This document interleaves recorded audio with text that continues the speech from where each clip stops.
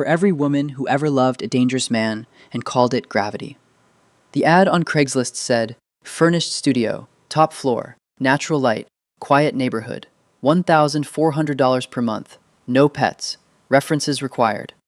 Fiora Esposito had read the listing 4 times on the subway ride from her old apartment in Astoria, squinting at the photos on her cracked phone screen.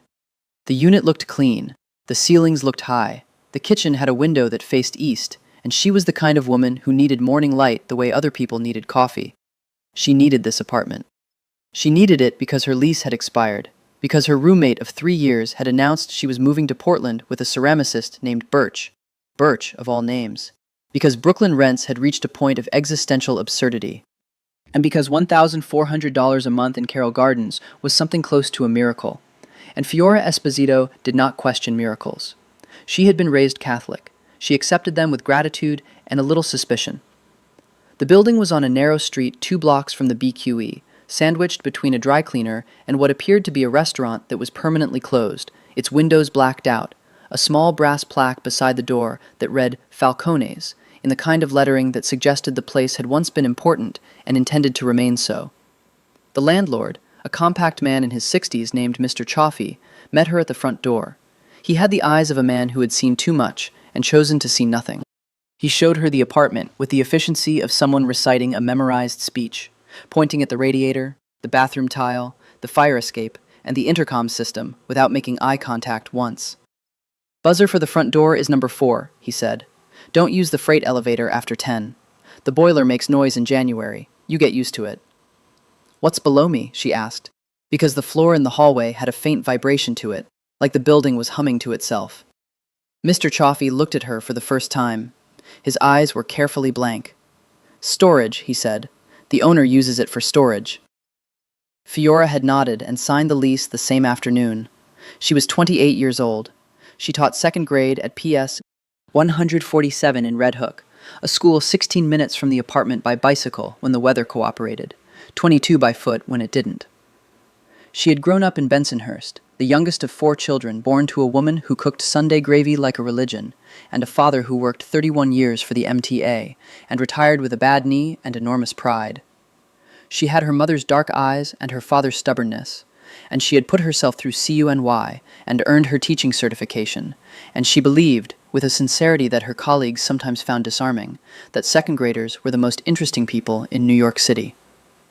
She moved in on a Saturday in September, carrying boxes up 3 flights of stairs with the help of her brother Marco and his girlfriend Danny, who complained the entire time but showed up anyway, which Fiora understood to be the purest form of love. By evening, the apartment was assembled into something habitable. A bed with a white duvet, bookshelves made of pine boards and cinder blocks, a small table by the east window where she could grade papers in the morning, string lights along the ceiling because she had always believed that lighting was the most underrated emotional variable in any living space. She made pasta at 8 o'clock. She ate it standing at the kitchen window, watching the street below, the late Saturday traffic, a couple arguing quietly beside a parked car, the glow from the blacked-out restaurant next door, where 3 black SUVs were parked at angles that suggested they had no interest in parking regulations. She thought, I am going to be very happy here. She did not know, then, that the basement 2 floors below her was not storage. She did not know that the humming in the floor was a ventilation system designed to move cigarette smoke and low conversation upward rather than outward.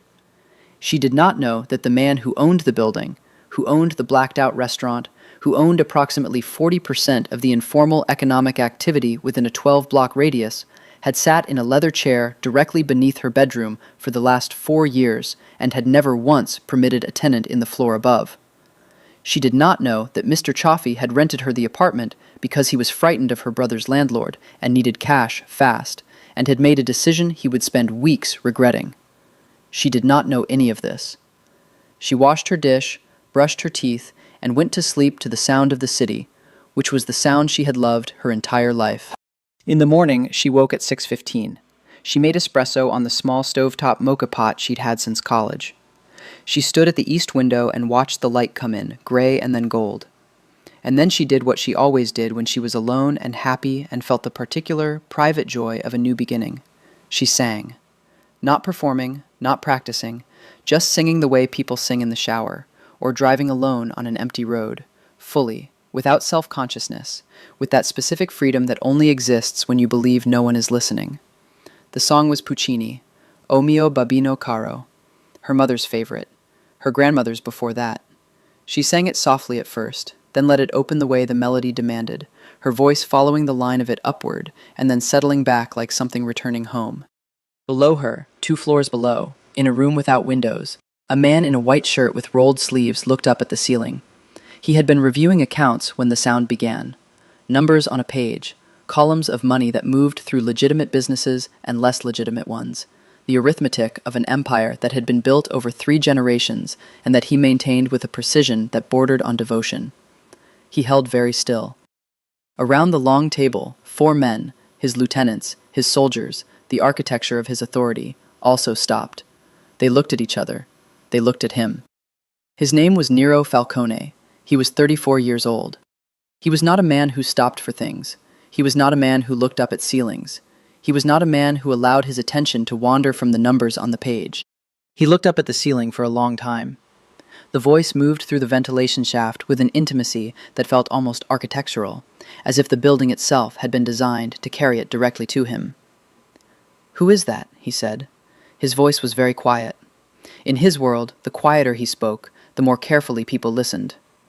The man to his left, Sal Marchetti, 20 years in, a face like weathered limestone, said, carefully, "Chaffee rented the top unit." Nero looked at him. "I told you," Sal said. "Last week. You said it was fine." "I said it was fine for storage." "He rented it to a woman, a teacher." Nero looked at the ceiling again. The voice had moved into the second phrase, softer now, and something about the softness of it was worse than the volume. More precise, more... He didn't have a word for it. He was not a man who spent time cataloging his emotional responses to things. "Get rid of her," he said, and returned to his numbers. It took Mr. Chaffee 3 attempts to deliver the eviction notice. The first time, he knocked on Fiora's door at 7 a.m. on a Tuesday and found no one home.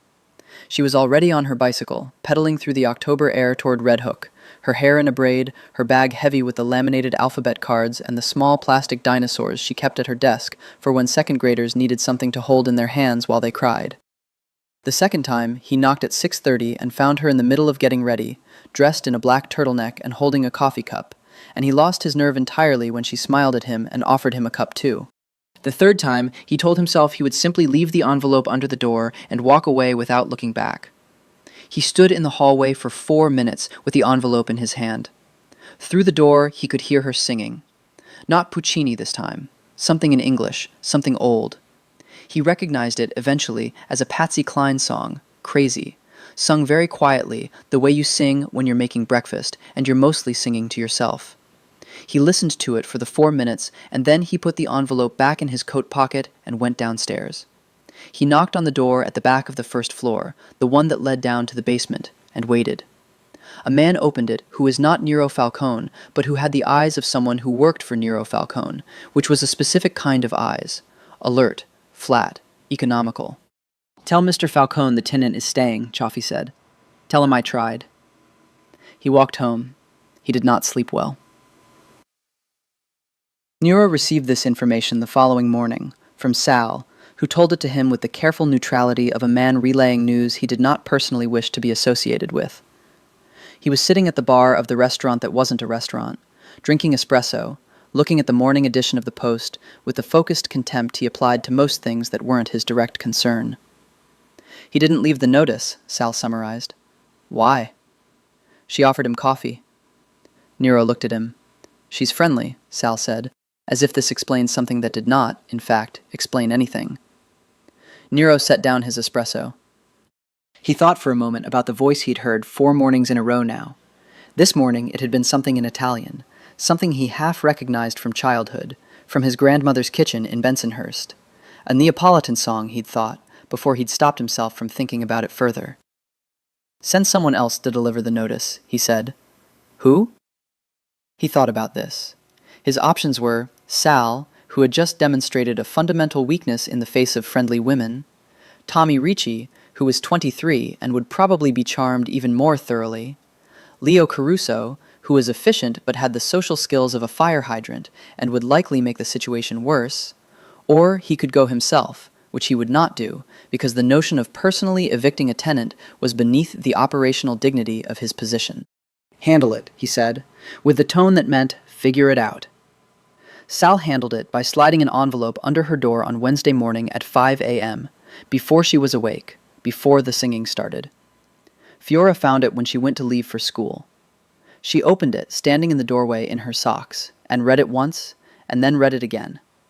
It said she had 30 days to vacate due to a change in the building's use classification, and that her deposit would be returned in full, and that the management appreciated her understanding. She stood in the doorway for a moment. Then she went back inside, made another cup of espresso, sat at the table by the east window, and opened her laptop. She looked up tenant rights in New York City. She had been a New Yorker her entire life. She was the daughter of an MTA worker who had been to union meetings every third Thursday for 30 years. She understood, with a comprehensiveness that Mr. Chaffee and his associates had not accounted for, that a 30-day eviction notice for a month-to-month tenant in Brooklyn required just cause, and that a change in use classification was not just cause, and that she had rights, and that she intended to exercise them. She put the envelope in a folder labeled Legal. She called her brother Marco, who had once taken a paralegal course and considered himself an authority on many things. "Don't move," Marco told her. "I wasn't going to," she said. She went to school. She taught her second graders about measurement and about the letter Q, which was always a complicated letter. She read them Charlotte's Web after lunch, the part where Charlotte first speaks, which still made her feel something in her chest, even after 14 read-alouds. She stayed late to decorate the classroom door with paper leaves, because October demanded paper leaves. She rode home in the dark, the city loud around her, and she cooked dinner and ate it at the east window and did not think about the eviction notice again until she was falling asleep, at which point she thought, "This apartment has good light and low rent, and I am not leaving it." Below her, Nero Falcone sat at the long table with Leo Caruso and two men from New Jersey who were visiting on business. And halfway through the meeting, he realized he was waiting for something, some sound from above, and then realized what he was waiting for, and then was quietly irritated by this realization for the rest of the meeting. The meetings usually ran late. He rarely slept before 2. He was always at the table by 7. That Wednesday, he was at his table in the back at 6:50. At 6:58, through the ventilation system, he heard her. She was singing something he didn't recognize at first, something soft and slightly unsteady, the way a voice sounds when it's still waking up. Then the melody came clear and he placed it. Volare, the old Dean Martin version, the version his father had played on Sunday mornings, and something about that, the specific, unrepeatable intimacy of that memory surfacing without warning, made him put down his pen and sit very still. He sat very still for 4 minutes. He picked up his pen. He did not send another eviction notice. To understand what Nero Falcone was, you had to understand what he had been built to become. He was the third-generation head of the Falcone family, a position he had inherited at 26 when his father, Enzo Falcone, died of a heart attack at the head of this same table, in this same basement room. Before Enzo, there was his grandfather, Salvatore, who had come from Palermo in 1962 with $40 and a letter of introduction to a man in Bay Ridge who was connected to men who were connected to men who had been organizing the docks since before the war. Salvatore Falcone had been brutal in the way that era required. Enzo Falcone had been brutal in the way the next era required, which was a more sophisticated brutality, one that wore a suit and spoke to city councilmen and owned legitimate businesses that were quite profitable before you accounted for what they obscured. Nero Falcone was something different. He had been educated, not just schooled, educated in the precise way his father had insisted upon, the way that people with old money educate their children to move easily between worlds. He had gone to Fordham for business, had spent a year in Milan at his father's insistence, had come back fluent in a kind of social code that allowed him to sit at dinner with people who did not know what he was and give no indication of it whatsoever. He was 6'2" and lean in the way of a man who was always moving, always thinking, always working, never resting. His hair was dark, kept short. His face was the kind of face that photographs described as severe, a strong jaw, deep-set eyes the color of good espresso, a mouth that rarely moved toward anything warmer than a controlled assessment of whoever he was looking at. He was not warm. He did not work to be warm. Warmth was a resource, in his experience, that people extracted from you if you allowed them access to it. He was, however, precise. He remembered everything. He kept his word. In an industry whose defining characteristic was the weaponization of trust, Nero Falcone's word was considered the most reliable currency in 3 boroughs, because he had never broken it, and because the consequences of his displeasure were thorough enough to serve as a sufficiently compelling argument for everyone's honesty. He had loved one woman. He was 18 and she was 19, and it had lasted 2 years, and ended because she understood, eventually, what she was inside, and she left without drama, and he hadn't blamed her. He hadn't tried again, not in the serious way. There were women. There had always been women, because the world extended certain advantages to men who looked like him and had what he had. But none of it had been serious, and he had long since stopped wondering whether it would be. He worked. He managed. He expanded carefully. He protected what was his with a ferocity that was proportional and deliberate and never wasted on anything less than a real threat. He was not the kind of man who was distracted by things. He was very aware that he was being distracted. He became aware of this on a Thursday morning, 10 days after Fiora Esposito had moved into the apartment above him, when he caught himself at 6:45 standing beneath the ventilation grate in the back hallway, listening. She was singing something in Neapolitan dialect, O Sole Mio, the full version, the version that his grandmother used to hum while she hung laundry on the fire escape of her apartment in Bensonhurst, and the voice was doing something to the melody that was difficult to articulate. It wasn't professional. It was something warmer than professional. It was the voice of someone who was singing because the morning was beautiful and the coffee was good, and there was something about the light coming through the window that required a response. He stood there for 6 minutes. He returned to his office and sat at his desk and opened the files he needed to review and stared at them without reading them. "Find out about her," he said to Sal, who was sitting across from him reviewing the same files. Sal looked up. "The tenant," Nero said. "You want me to find out about her, that's all. Who she is, what she does, where she goes. Standard." "Standard," Sal repeated, with the careful blankness of a man who had known Nero Falcone for 20 years and was choosing, with great deliberateness, not to have a visible reaction to this request. The report came back in 36 hours, because Sal was efficient and because this city had more information available about its inhabitants than any of them suspected. Fiora Maria Esposito, 28, born Bensonhurst, Brooklyn. Father, retired MTA, mother, homemaker, 3 siblings. Graduate of Brooklyn College, teaching certification from CUNY School of Education. Employed PS 147, Red Hook, 2nd grade, 4 years. No criminal record. No significant debt. Drives a bike, not a car. Calls her mother every Sunday.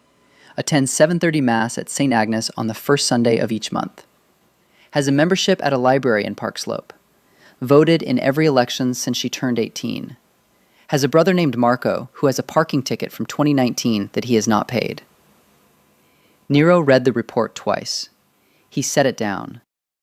He thought about the fact that she was from Bensonhurst, that her name was Esposito, that she sang Neapolitan songs in the morning while she made coffee. He thought about these things for longer than was appropriate, given everything else that required his attention. He put the report in the left drawer of his desk, the drawer that locked. He did not send another eviction notice. He did not acknowledge, even privately, why. The first time Fiora saw him, she didn't know who he was. It was a Friday evening in mid-October, the kind of October evening that makes New York feel like a movie version of itself. The air sharp and cold, the leaves coming down gold, the streetlights doing something warm against all that early darkness. She'd stayed late at school for a parent-teacher conference that had run long, and she was hungry in the specific way that comes from forgetting to eat lunch.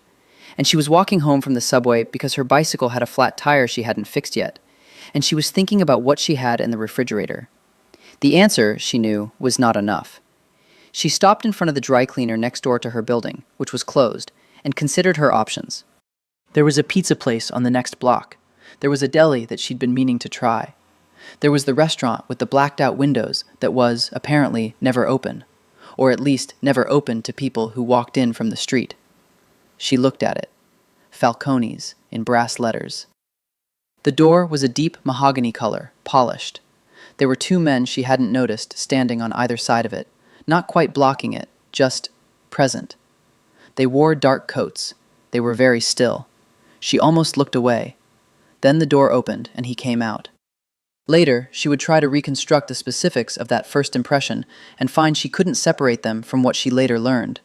But the raw facts were a tall man in a charcoal overcoat, no tie, white shirt collar open at the throat, dark hair, a face that stopped her mid-step, not because it was beautiful, though it was that, in a severe and unsettling way, but because of the quality of stillness in it. He moved down the 2 steps to the sidewalk and paused to button the coat, and in that pause he looked up, and across the narrow street, directly at her. Fiora Esposito did not look away.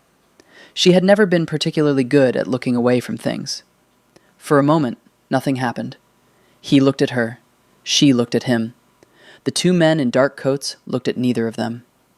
Then she nodded, the way you nod at a neighbor, the simple automatic greeting of a person who had grown up in Brooklyn, where you acknowledged the people on your street. He looked at her for one more moment. He did not nod back. He turned and walked to one of the black SUVs at the curb. A door opened from the inside. He got in. The car left. She stood on the sidewalk for a second, processing this, and then she went and got pizza. She did not think about him again that night. Or she tried not to. She graded 17 spelling tests and made a list of what she needed from the grocery store, and called her friend Katerina, who taught 5th grade at the same school and was the kind of friend who talked you through things without you having to identify what the things were. "There's a weird restaurant next to my building," she told Katerina. "What kind of weird?"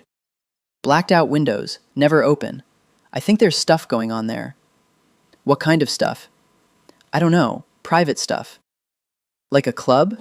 "Maybe," Fiora said, and then, because Katerina would not let this go, she added, "I saw a man come out tonight. He was..." She paused. "He was what?" "Interesting looking." There was a pause on Katerina's end that contained an enormous amount of meaning. Interesting like what kind of interesting? "Interesting like I noticed him," Fiora said, which was as far as she was prepared to go. "That's something," Katerina said. "That's actually something. You haven't noticed anyone in..." "Don't." 2 years. I said don't. I'm just saying. She went to bed. She slept fine. She woke at 6:15 and made espresso and stood at the east window where the light came in gold, and she sang, because the morning was cold and beautiful and she was warm inside her own apartment, and there was no better feeling than that specific combination of things. Below her, at a desk covered in papers, a man in a white shirt looked up from his work. He had not been sleeping. He had not, in any meaningful sense, been sleeping since she'd arrived. He had not, in any meaningful sense, been sleeping well for years. But this was a different kind of wakefulness. He would not have been able to explain the difference if asked. He was not asked. He was not the kind of man who was asked about his inner states. He looked up at the ceiling and closed his eyes and listened to her voice come through the building, and he was absolutely still for the entire duration of the song. Then he opened his eyes and went back to the numbers. He would not have called it peace. He did not have a framework for calling it that. But the closest thing he had felt to it, in as long as he could clearly remember, was those minutes in the morning, in the quiet of the room beneath hers, with her voice moving through the building like something that belonged there. The boiler, as Mr. Chaffee had warned her, was temperamental in January. What he had not mentioned was that it was also temperamental in late October, which was when it decided, on a Tuesday morning at 4 a.m., to express its displeasure by making a series of sounds that could only be described as geological, deep, rhythmic clanging that traveled up through the pipes with the clarity of a message. Fiora woke immediately. She lay in the dark for a moment, listening to the clanging, and then she got up and went to the kitchen to check the radiator, which was doing something that wasn't quite steam and wasn't quite silence, but was somewhere in between, and was also very hot to the touch. She put on her coat over her pajamas and went down to the basement. This was the thing about Fiora Esposito. She did not wait for problems to resolve themselves. She had grown up in a house where you fixed things because you could, because waiting for someone else to fix them was a luxury her family did not have, and because competence was a form of dignity. She had a renter's right to functional heat. She intended to exercise it. She found the door to the basement at the end of the first-floor hallway. It was a heavy door, metal-framed, and it was not locked, which she took as permission to proceed. She pushed it open and went down the concrete stairs. The basement was not storage. She registered this with the dispassionate clarity that comes from being very tired and somewhat cold. There was a room, a large room, with good lighting, with a long table and chairs, and a bar along one wall, and the table had papers on it, and the bar had glasses on it, and the glasses were clean and expensive-looking, and there was a smell of tobacco and leather and something else, something specific to rooms where serious decisions were made by people who understood the weight of serious decisions. There were also 3 men. 2 of them she didn't recognize. The third was the man from the sidewalk, the man from outside the restaurant. He was sitting at the head of the table in his shirt sleeves, a pen in his hand, a glass of something amber at his elbow, and he was looking at her with an expression that she would later try to find a word for and settle on. Calibrating. The 2 men she didn't recognize moved. She wasn't sure how to describe the movement, except that it was sudden and directional, and suggested a set of professional instincts that she hoped very much were not going to be deployed in her direction. "Wait," the man at the table said. They waited. He looked at her. She looked at him. "The boiler is making noise," she said. Her voice was steady. She was her father's daughter. You did not allow situations to see you afraid. "I know," he said. "It woke me up."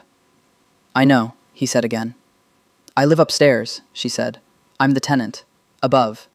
She gestured at the ceiling with a kind of imprecision that, in retrospect, was probably not her most commanding moment. He continued to look at her with that expression. Calibrating. Taking inventory. She had the sense of being very carefully measured. "Sit down," he said. "I don't want to sit down. I want someone to fix the boiler." "The boiler will be fixed in the morning. Sit down." She registered the quality of the second sit down. It was not a request. It wasn't quite a command either. It was something else. The tone of a man for whom the difference between the two was mostly academic, because people sat down either way. She sat down, because she was cold and tired, and the chair nearest her was within reach, and the warmth in the room was considerably better than the stairwell. He watched this with something that might, in a different face, have been the beginning of amusement. "You went to the basement," he said, "at 4 in the morning, by yourself." "Yes, without knowing what was down here. The door wasn't locked. That wasn't an answer to my question." She looked at him directly. He was different up close. More real, she thought, which was a strange thing to think about a person you'd seen once at a distance. The severity of his face was still there, but there was also something underneath it that she couldn't name. A quality of absolute attention. She had the feeling that he was giving her more of his focus than he gave most things. "I needed to address a maintenance issue," she said. "That's it. You live above a room full of men and documents, and you came down at 4 in the morning to address a maintenance issue. I would have called Mr. Chaffee, but it's 4 in the morning."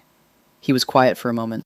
Then he said to one of the other men, the older one, the one with the weathered face, "Get someone to look at the boiler." The man left. She and Nero Falcone were alone in the room, except for the remaining man in the corner, who had adopted the posture of furniture that was pretending not to be a person. "What's your name?" he asked. "Fiore Esposito." Something moved through his expression, very small, very fast. "Esposito," he said. "My father's family is from Naples." "I know," she paused. "You know." He picked up his pen. He looked at the papers in front of him. He said, without looking up, "You should go back upstairs. The boiler will be handled." She stood. She pulled her coat closed. She said, because she was who she was, and she could not stop herself, "You're the owner of the building." "Yes." "And the restaurant next door." "Yes." "And the basement." He looked up then. The look was not hostile. It was something more complete than hostile. It was a look that contained the full acknowledgement of what she was suggesting, and the complete refusal to confirm or deny it. "Good night, Miss Esposito," he said. She went upstairs.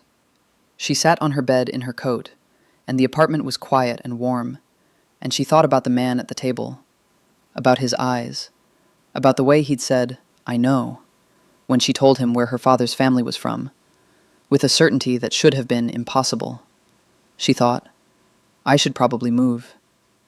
She made espresso. She did not move. Sal Marchetti had been with the Falcone family since he was 17 years old, which meant he had known Nero since Nero was 6 and had followed him through every transformation: the boy, the student, the heir, the boss. He knew Nero's tells. He knew the way Nero held his pen when he was processing something he had not yet categorized. He knew the specific quality of silence that preceded a decision. He knew, above all, that Nero Falcone was not a man who was distracted. The morning after the boiler incident, Sal arrived at 7:15 to find Nero already at the table and the room already organized and the espresso already made, all of which was normal. What was not normal was the angle of Nero's attention, which was pointed at the ceiling. Sal sat down. He put his files on the table. He opened the first one. Above them, they could both hear her.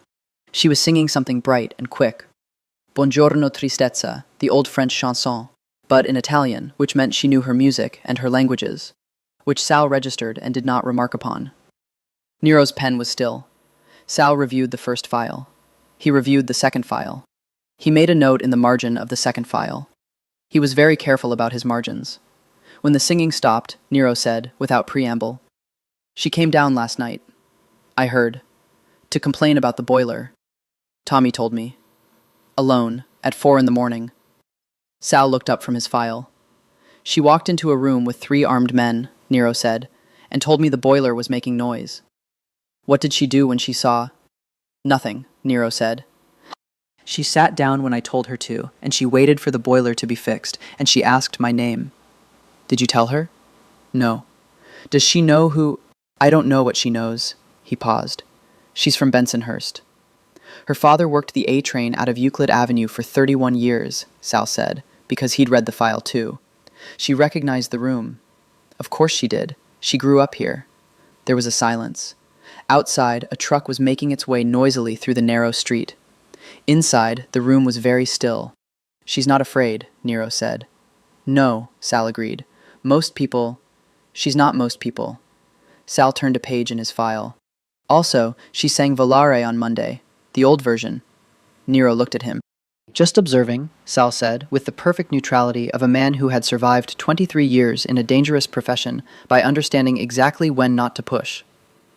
The day proceeded. There were men from the Gennaro family coming at 10 for a conversation about territorial arrangements in South Brooklyn that needed to be clarified without becoming hostile. There was a call at noon from their attorney about a licensing issue with the restaurant in Park Slope. There was, at 3 o'clock, a visit from a man named Ricci Sr., who wanted to discuss the situation with his son Tommy, who had made a mistake that needed to be addressed carefully. Nero handled all of it with the efficiency that was his defining characteristic. He was precise and quiet and absolute. He was exactly what he had been trained to be. At 5:30, Sal was putting on his coat when Nero said, "I want someone on the door when she comes home." Sal paused. "She bikes," Nero said. "The street is narrow. There have been incidents." Sal looked at the ceiling with the expression of a man who was choosing not to have opinions about what he was being told. "Incidents," he said. "The Gennaro meeting today. They were interested in the building." This was true. They had been. It was also true that their interest in the building had been real estate, a pressure point, a potential asset, and not in any way related to the specific safety of any tenant in particular. But Nero had framed it, and Sal would accept the frame, because that was how things worked between them. "I'll have Leo on the door at 6, Sal said. "Not Leo," Nero said. "He has no social instincts. She'll notice." "Tony?" "Fine." Sal put on his hat. He was at the door when he turned and said, with the very careful blandness he'd been cultivating for this conversation, "She's a good singer." Nero did not look up from his papers. "She is," he said. Sal left. He did not smile until he was on the sidewalk. She learned his name from Marco. This was an accident, in the way that many important things happen accidentally, through the sideways logic of coincidence and connection, through the specific density of a city that pretends to be enormous, but is in fact a collection of villages, each of which knows everyone else's business and most of their secrets. Marco had come to help her fix the bicycle tire. This was the kind of thing Marco did. He showed up unannounced and fixed things and ate whatever was in the refrigerator and left an hour later. And Fiora loved him for it, with the unconditional loyalty of a youngest child for the sibling who had always shown up. He was kneeling on her kitchen floor, with the bicycle upside down between his hands, when he looked out the window at the street below and said, Is that Falcone's place? She was at the stove. She turned. The restaurant? It's been there since I moved in. It's never open. It's not a restaurant, Marco said, with the tone of someone sharing something everyone already knew. She turned fully. What do you mean? He looked at the bicycle tire. That's Nero Falcone's place. You know who that is? She considered the name. The brass plaque. The man at the table. Tell me, she said. Marco gave her the version that people from Bensonhurst knew. The Falcone family. 3 generations. The docks. The construction. The South Brooklyn arrangements that nobody talked about explicitly and everyone understood implicitly. He didn't know the details. Nobody outside the family knew the details, which was part of the design. But the broad architecture of it, the money, the power, the specific kind of authority that existed outside the structures the rest of the city operated within, he knew that. The owner of this building, she said. Is Nero Falcone? Yeah, probably. He pulled the inner tube out. Why? Have you seen him? I met him, she said. The first night the boiler broke. Marco looked up. He was in the basement, with some men. Fiora. His voice had changed registers in the specific way brothers' voices changed when they became alarmed on your behalf. I went down about the boiler, she said. How was I supposed to know? You're supposed to know because every person from Bensonhurst over the age of 12. I was in the basement asking about the boiler, she said firmly. He was very polite. He had the boiler fixed. Marco stared at her with the expression of a man trying to determine whether this was a catastrophe that had already occurred or one that was still approaching. You need to move, he said. I'm not moving.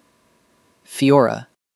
The rent is $1,400 a month, and the ceilings are high, and the light is perfect in the morning. She turned back to the stove. I know who he is. It doesn't change anything. It changes everything. I'm a second-grade teacher, she said. I am not involved in anyone's business. I pay my rent on time. What exactly is the threat? Marco opened his mouth and closed it. He knew his sister. He had known her for 28 years. She had never, not once, been persuaded to do something she'd decided not to do through the application of logic. She could only be persuaded by evidence, and there was no evidence, only a name and a category and a set of stories that were, as far as she was concerned, not her stories. Be careful, he said, which was the version of surrender that still preserved some dignity. I'm always careful, she said. She thought about Nero Falcone for the rest of the evening. She thought about the name, how it fit the face, the stillness, the way he'd looked at her with that cataloging attention. She thought about the room in the basement, which she now understood differently than she had at 4 a.m. She thought about the men at the door of the restaurant, and the black cars, and the brass plaque, and the way he'd said goodnight, Ms. Esposito, as if the conversation were simply over, and there was no conceivable argument with that conclusion. She thought about the fact that he had known about her father's family, about Naples. She thought, he had someone find out about me. She stood at the east window for a long time. Then she made tea and graded the rest of her spelling tests and went to bed. She woke at 6:15. She made espresso.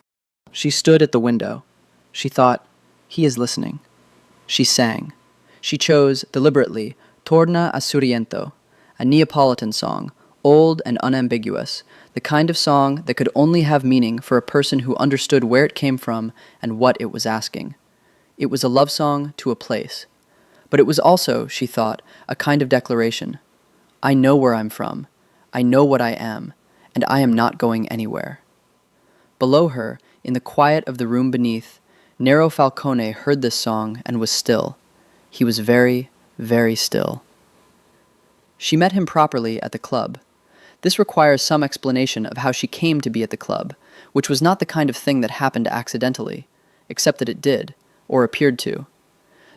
Katerina's cousin was engaged to a man who was throwing an engagement party at a venue in Williamsburg called Ossidiana, a nightclub that occupied the second and third floors of a converted factory building that had the kind of aesthetic that suggested serious money had been applied to the project of looking like serious money was not a concern.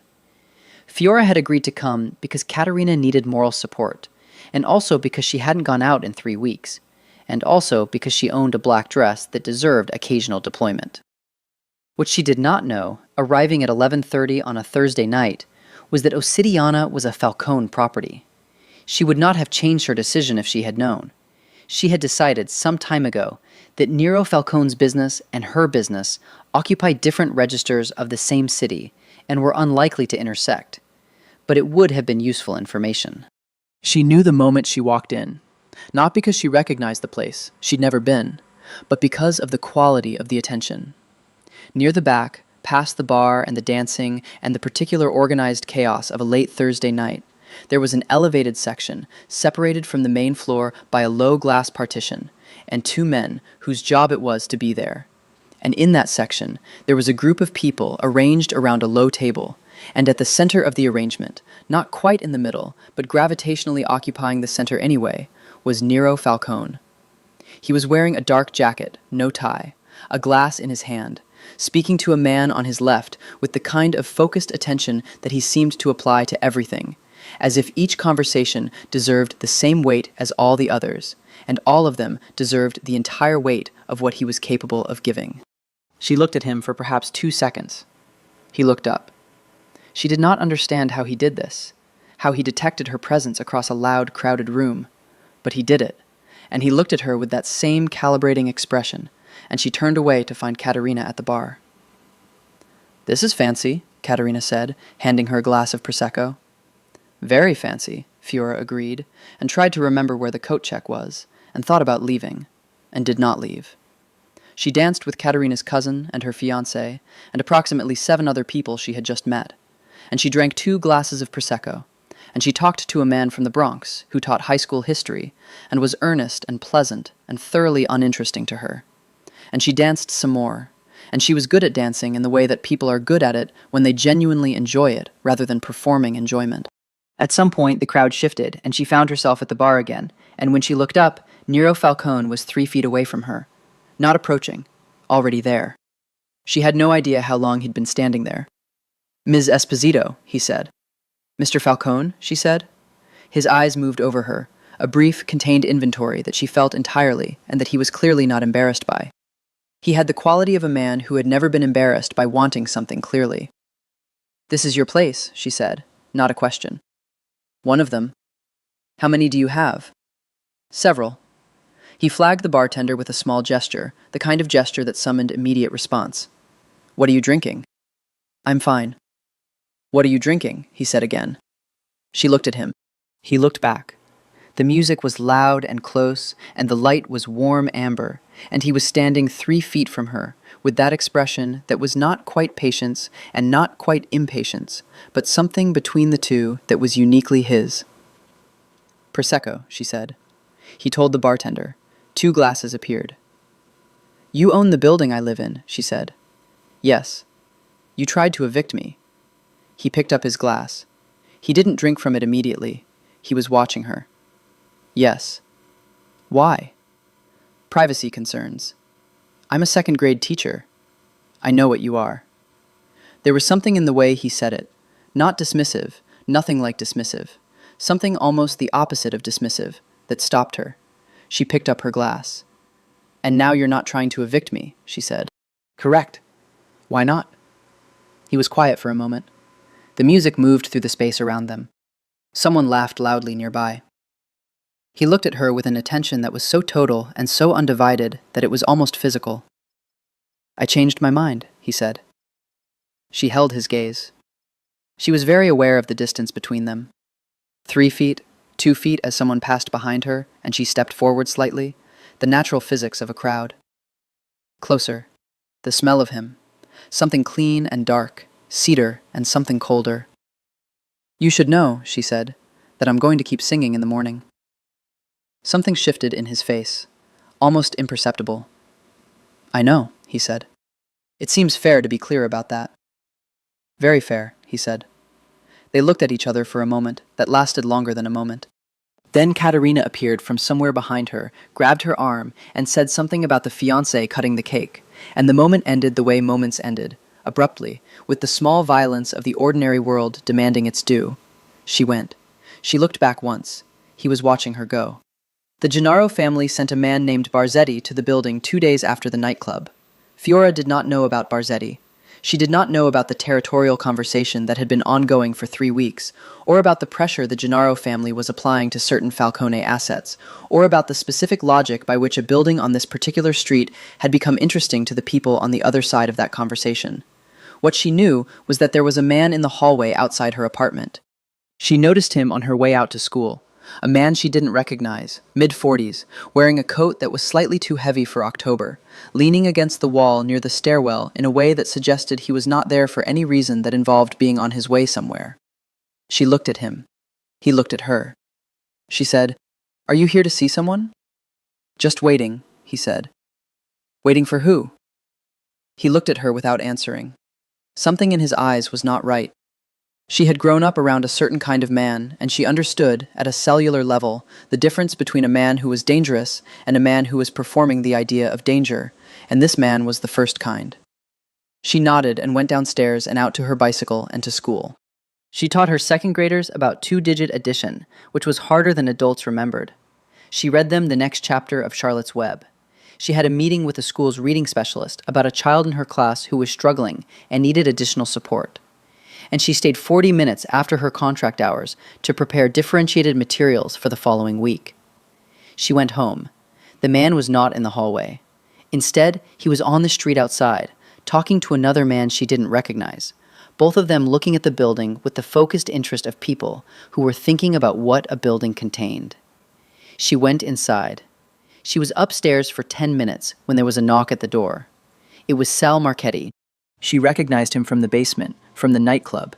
He was always somewhere near Nero, at a particular distance that she now understood to mean something specific about his role. "Ms. Esposito," he said. He had a face like stone, but his eyes were not unkind. "Mr. Falcone would like you to stay in the apartment tonight." She looked at him. "Why?" "He would like you to stay in the apartment." "That's not an answer." "No," he agreed. "It isn't, but it's what I have." She looked at him for a long moment. She was not a woman who received instructions well, as a general matter. She had been telling people she would do what she thought was right since she was about 7 years old, and this had not changed. "Is there a threat?" she asked. "There's a situation being managed. A situation involving the men outside." Sal looked at her with an expression that revised its assessment of her upward. "Yes," he said, "and you're managing it." "Yes. So I should stay inside while you manage it." "That would be very helpful." She looked at him. She thought about it. She thought about the man in the hallway with the wrong kind of eyes, and the two men on the street looking at the building. "I have papers to grade," she said.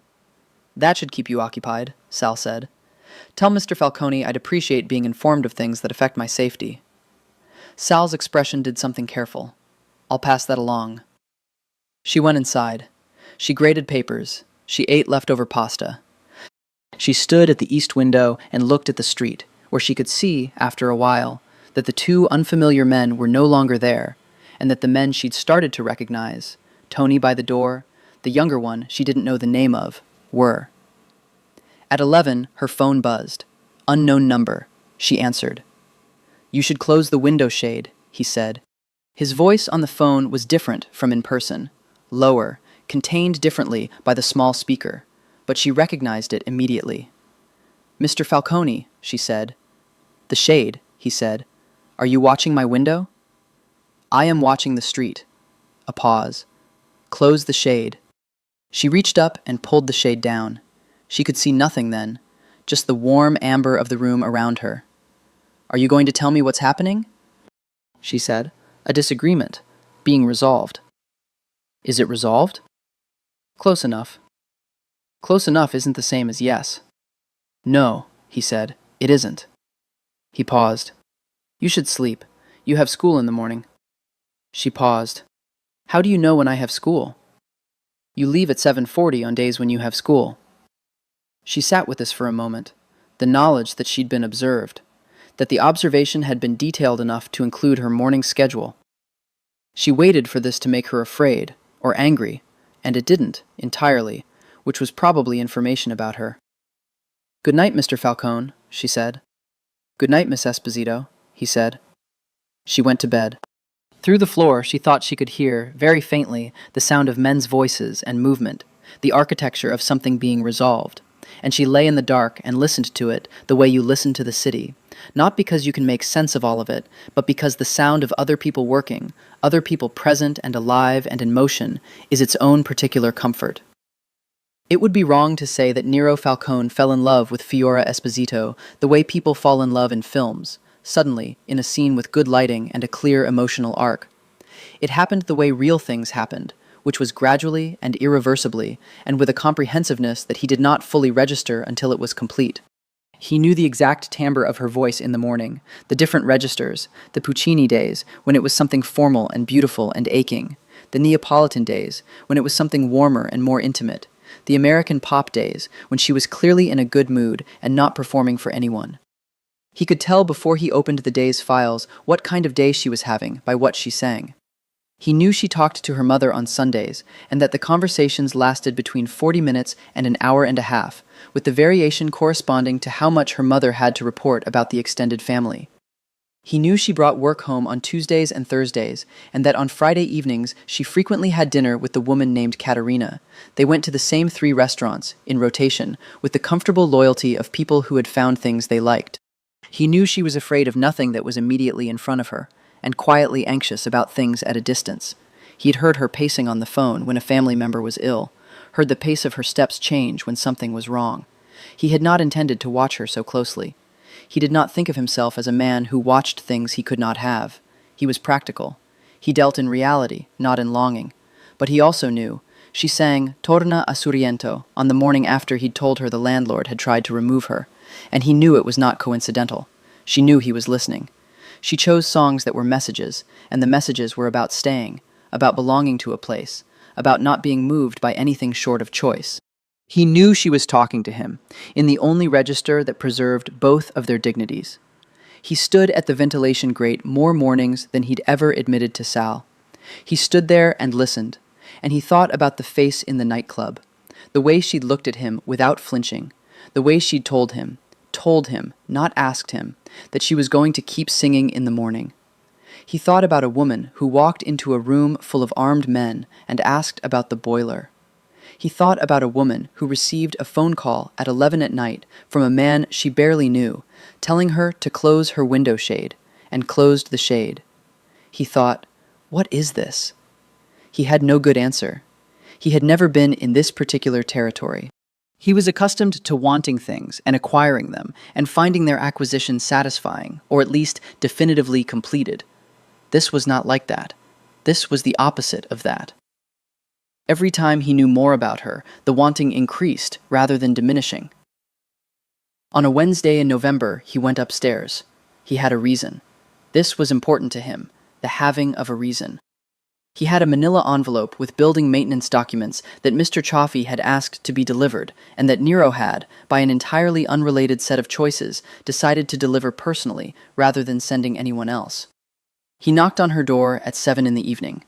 She opened it with a pen behind her ear and her hair loose and something tomato-scented happening behind her and a look of mild surprise that she recovered from almost immediately. "Mr. Falcone," she said. "These are from Chaffee," he said, and handed her the envelope. "Annual maintenance disclosure." She looked at the envelope. She looked at him. She stepped back from the door. "Come in," she said. He had not anticipated this. He came in. The apartment was exactly what he'd expected, and nothing like he'd imagined. Small, warm, books everywhere, stacked on the shelves, on the table, on the windowsill, the kind of accumulation that suggested books were less objects than weather, string lights along the ceiling, the east window with its shade still up, showing the street below in the early dark, papers on the kitchen table, small handwriting in red marker, children's work with stickers on it.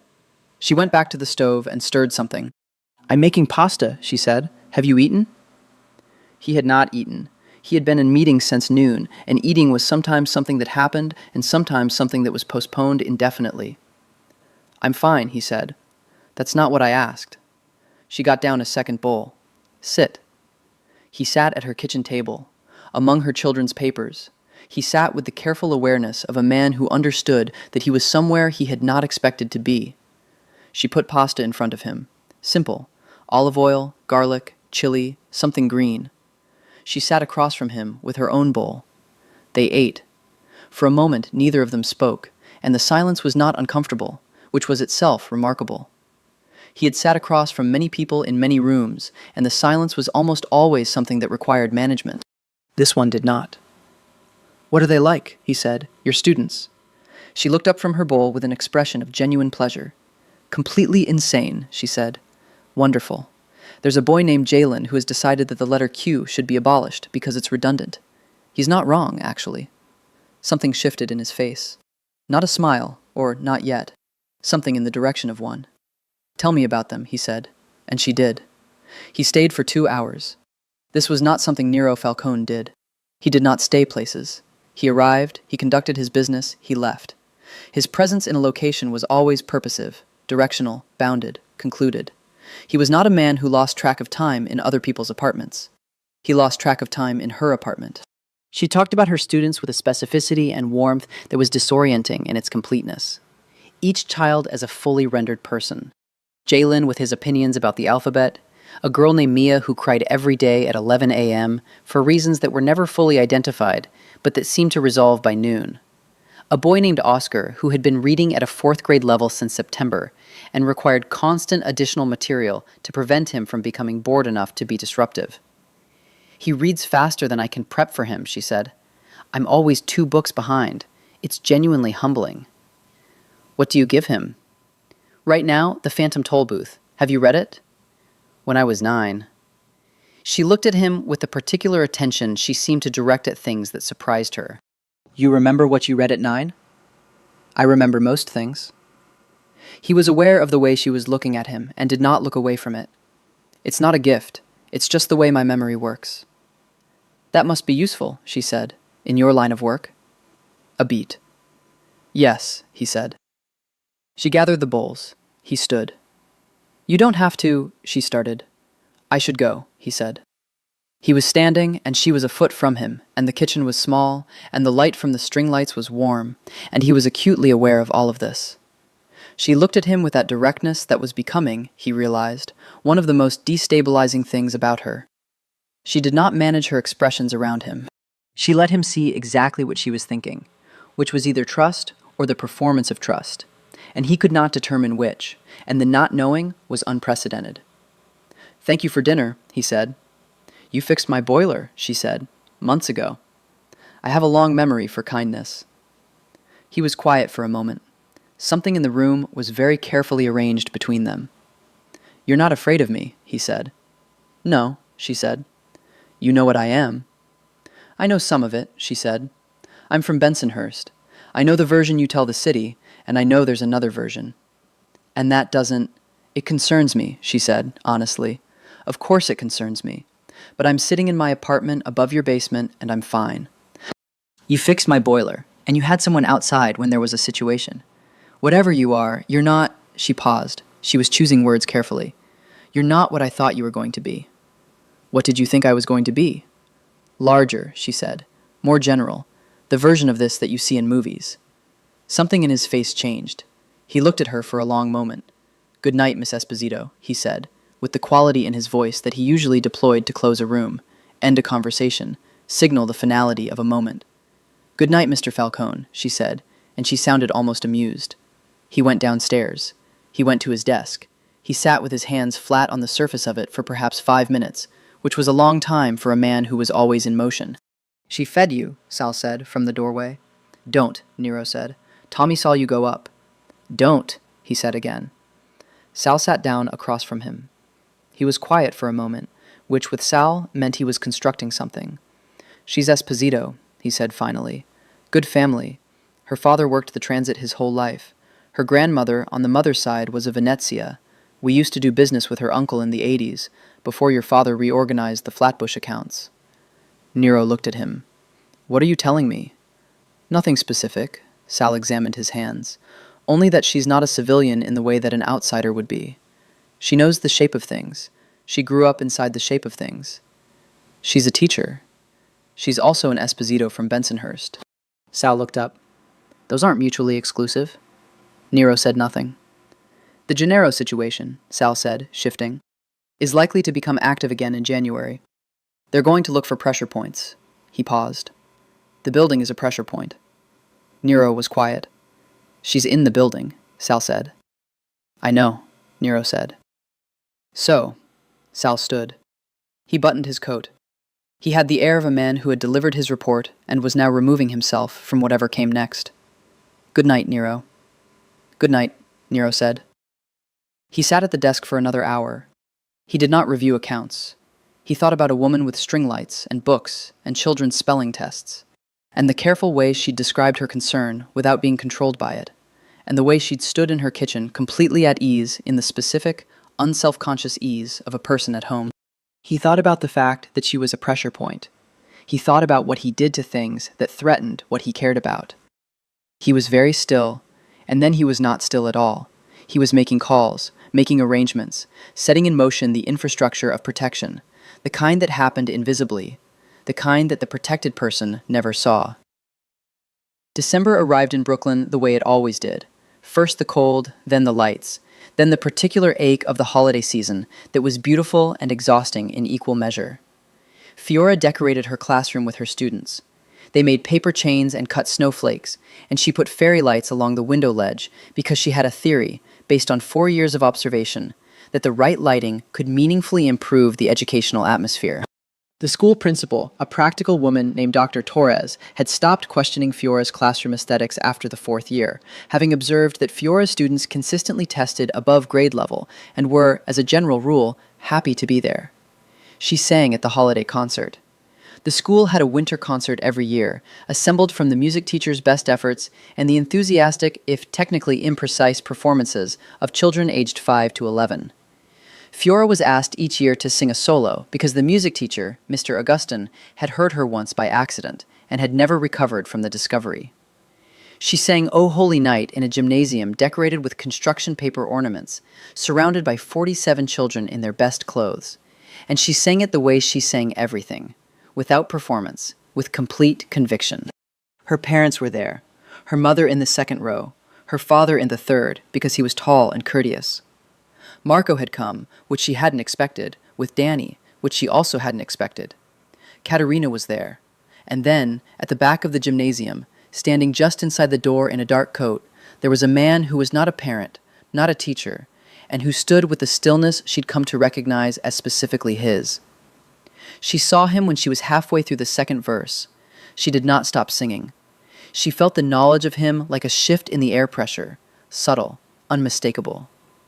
When the concert ended, he was gone. She found a card in her mailbox the following morning. No return address.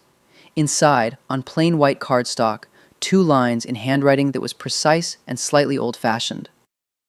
"Your voice is extraordinary. Nah." She stood in the lobby, holding the card for a long moment. Then she tucked it into the inner pocket of her coat, against the inside of her chest, and went to teach. She did not see him for 2 weeks after that. She heard him, or heard the room beneath her, the late nights that ran long, voices she could not hear individually, but could feel as a kind of collective weight below her. She slept to that weight some nights, which she thought was probably not information she should share with anyone. On the Sunday before Christmas, she made lasagna. Her grandmother's recipe. 3 hours, no shortcuts.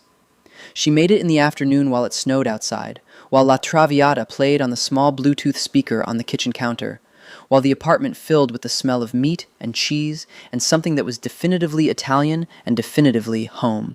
She made too much. She always made too much.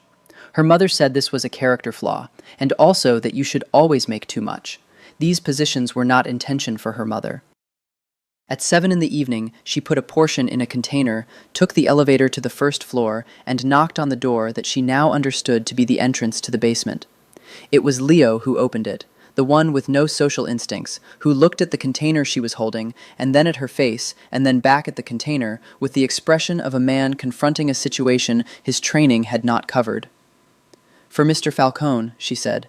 "It's lasagna. Tell him it's from my grandmother's recipe, and it needs 20 minutes at 350 if it's not still warm." Leo took the container. He looked at it. He looked at her. She went back upstairs. 20 minutes later, her phone rang. "My grandmother was Calabrian," Nero Falcone said, without preamble. She would have had opinions about the Neapolitan approach to lasagna. She was sitting on her couch with a book, and she smiled at the ceiling. "What kind of opinions?" "Unfavorable ones, loudly expressed." "And your opinion?" A pause. It's very good, he said. The way he said it was quiet and slightly unguarded, with a directness that didn't have the usual management in it. There's more in the pot, she said. You can have it tomorrow. You don't have to. I know I don't have to, she said. I made too much on purpose. There was a pause. She could hear, very faintly, some background presence, the room, the ventilation system, someone else's voice at a distance. You're trying to domesticate me, he said. She laughed. It surprised them both, she thought. The naturalness of it, the way it filled the small apartment. I'm being a neighbor, she said. No one has ever been a neighbor to me before. That, she said, sounds incredibly lonely. The silence that followed was brief and, she thought, very full. Good night, Ms. Esposito, he said. Good night, Mr. Falcone, she said, and this time she let Nero sit just at the back of her mouth, not quite said, and she thought he heard it in the silence, because the silence after it was different from any of the silences before. She sang in the morning. She always sang in the morning. But this particular morning, she sang Tu vo fa l'americano, the comic Neapolitan song, the one about pretending to be something you're not, and the way the truth of what you are keeps coming through. And she sang it with a lightness that was also, in the register between them, the most precise thing she'd ever said to him. January came with ice, and with the Gennaro family, as Sal had predicted. Nero had known it was coming. He had prepared for it the way he prepared for everything, methodically, without drama, arranging the pieces before the game began. He moved certain assets. He had conversations with certain people. He applied pressure at certain points that made the Gennaro family's position uncomfortable enough that a direct confrontation would be costly on their end too. But the Gennaro family was managed by a man named Carlo Gennaro, who had the patience of a man who had been waiting a long time for something, and had decided that patience was a more interesting weapon than speed. And so the preparation was never fully complete, because Carlo Gennaro never moved when you expected. He moved in January at 11 in the morning, while Fiora was at school. 3 men came to the building. They came in the front door, which they had a key to, which meant someone had given them a key, which was a problem with a specific human shape that would need to be addressed separately. They went upstairs to the top floor. Nero was not in the basement. He was at the restaurant in Park Slope, in a meeting about a legitimate licensing issue that required his physical presence. Tony was at the front door. Sal was in the basement. Leo was elsewhere. Tony stopped 2 of the 3 men in the lobby. The third got to the second floor before Sal appeared, moving faster than a man his age had any business moving, and the situation was contained before it escalated into something that would have required cleaning. But the message was clear. The Gennaro family knew about the top floor. They knew about the tenant. They were telling Nero Falcone that they knew. Nero received the phone call in the middle of his licensing meeting. He said 3 words. Handle it, I'm coming. And then he apologized to the attorney with the impeccable manner of a man who was not apologizing, and he left. He arrived at the building at 12:30. He went through the basement, he went through the first floor, he went through the entire building with a thoroughness that suggested a man who was done with the pretense of measured response. He spoke to every man who worked for him, who was anywhere near the building. He made 3 calls that, had their content been transcribed, would have been admissible as extremely clear statements of intent. Then he went upstairs and he knocked on her door. She wasn't there. She was at school. Of course she was at school. It was 11:30 on a Wednesday. He stood in her hallway for a moment. He looked at her door. The small wreath she'd put on it in December that she hadn't taken down yet, because January in Brooklyn was long enough without removing the Christmas things too early. He looked at it. He went back downstairs. At 4 o'clock, she came home on her bicycle, cheeks pink from the cold, a bag full of worksheets on her back, singing something under her breath that was indistinct from the street, but that he could see in the way her mouth moved and the way she navigated the icy sidewalk with the ease of someone who had been doing it for 28 years and trusted her own feet. He was at the front door when she came in. She stopped when she saw him. Something happened, she said. Yes. In the building. Yes. She looked at him with that unwavering directness. She was carrying 4 pounds of spelling worksheets and a bag with her lunch container, and she had ice in her hair from the bike ride, and she looked at him and said, "Is it resolved?" "It's being resolved. But I'm safe right now." "Yes." "Then tell me tonight," she said. "I have 30 papers to grade, and I'm going to fall over if I don't eat something." She stepped past him toward the elevator. He watched her go. He watched her press the button and wait and step inside and look at him over her shoulder as the doors closed with an expression that he felt move through him like temperature. He thought, I cannot let anything happen to her. He also thought, I am going to have to tell her. That night at 8 o'clock, he knocked on her door. She opened it in pajama bottoms and a sweater and reading glasses he hadn't seen before, which for some reason were the most devastating detail. She looked at him over the glasses with her head tilted. He came in. He sat at her kitchen table. She made espresso, both of them, and sat across from him. He told her about the Gennaro family. Not everything, not the operational details, not the specifics that were not hers to carry, but the shape of it, the territory, the pressure, the specific nature of why the building, and therefore she, was relevant to a conflict that had nothing to do with her. She listened. She did not interrupt. She held her espresso cup with both hands, and she looked at him and listened the way she listened to her students, fully, without preparing her response. When he finished, she said, "What do you need me to do?" He had not expected this. He had expected fear, argument, departure. Stay in the building when I ask. Don't open the door to anyone you don't recognize. Tell me if anything is wrong. Okay, she said. That's it? You told me the truth, she said. That's what I needed. He looked at her. He looked at her for a long time. You should move, he said. You should find another apartment. This isn't your problem, and you shouldn't be inside it. She looked back at him steadily. Do you want me to move? She asked. The question was precise and unfair. He knew that. He answered it anyway.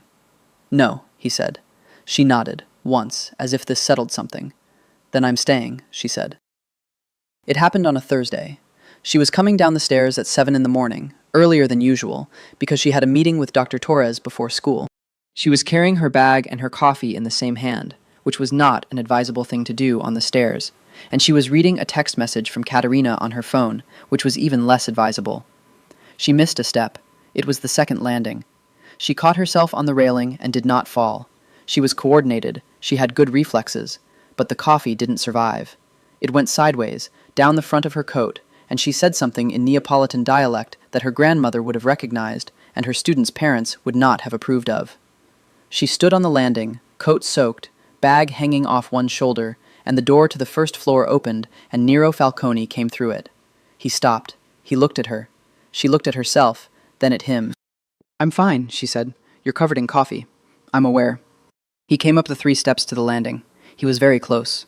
He reached up, a deliberate, unhurried movement, and took the bag from her shoulder and held it. Go change, he said. I'll wait. She looked at the hand holding her bag. She looked at his face, which was at its most controlled. The expression that she learned meant the opposite of what it appeared. Not coldness, but the management of something that was not cold at all. You don't have to wait, she said. I know I don't have to, he said. His echo of her own words from December was precise and, she was almost certain, intentional. She went upstairs. She changed her coat, wiped her phone, fixed her hair in the 90 seconds she had available for it. She came back down. He was at the landing. He had her bag, and he had, somehow, another coffee, a small paper cup from somewhere, which meant someone had been sent somewhere in the last 3 minutes, which was either an impressive deployment of organizational capacity or an absurd one, depending on your perspective. She took the coffee. She looked at him. He looked back. Thank you, she said. You should keep your phone in your pocket on the stairs, he said. I know. You have terrible instincts for self-preservation. I have excellent instincts for self-preservation, she said. I just have equally strong instincts for doing everything at once. He walked her to the door. Not all the way to school. That would have been something else, something larger than what either of them was ready to name. Just to the door, where he held it open, and where she stepped through and turned back for a moment. Nero, she said. He went very still. She had not used his name before. She had always said Mr. Falcone, the same precision she'd maintained since the beginning, and she had held it like a small, deliberate distance that she could cross on her own terms. She crossed it. Thank you, she said again, with his name attached to it, making the thank you specific and personal and his, in a way it hadn't been a moment before. He looked at her with an expression she had never seen on him, something open, something that cost him something to let her see. Go, he said. You'll be late. She went. She was not late. She was 30 seconds early, which for her was late. She sat through the meeting with Dr. Torres and contributed meaningfully to the conversation about spring assessment planning, and she was mostly present for all of it, except for the part of her that was thinking about a man on a staircase holding her bag, and the specific quality of stillness that entered him when she said his name. He was at his desk when she left. Sal was across from him, reviewing something, and Nero had been looking at the same page for 20 minutes without reading it. "She called you Nero," Sal said, without looking up. "I noticed," Nero said. "First time?" Nero looked at him. "Just keeping track," Sal said, turning a page. Nero looked at the ceiling. From above, nothing. She was at school. The morning was quiet. He felt the absence of sound with an acuteness that was unreasonable. He thought about her hand on the railing, the split second of near fall, the jolt in his chest that had preceded any rational assessment of the situation. He thought about the way he'd moved without deciding to move, up the stairs, to the landing, taking the bag that was not his to carry, but that he had carried anyway. He thought, this is already happening. He put this thought away. He returned to the numbers. He was methodical about it. But later that evening, when she came home and he heard her footsteps on the stairs, more careful than usual, no phone in hand, he looked up at the ceiling and the corner of his mouth moved. Not quite a smile, almost. Caterina Marini saw it before Fiora named it, which was the nature of best friends. She saw it at dinner, in February, at the third of the 3 restaurants they rotated through, a small Italian place in Carroll Gardens, run by a man named Aldo, who had known their families for years, and who always gave them the corner table and brought the bread twice. Fiora was talking about her students. She was always talking about her students, and Caterina loved this about her, loved that the teaching was not a job, but a vocation, the kind that absorbed the person who practiced it and made them more themselves rather than less. But tonight, there was a different quality to the conversation. Fiora kept returning to something, not saying it directly, but circling it, the way a person circles a thing they haven't yet decided to name.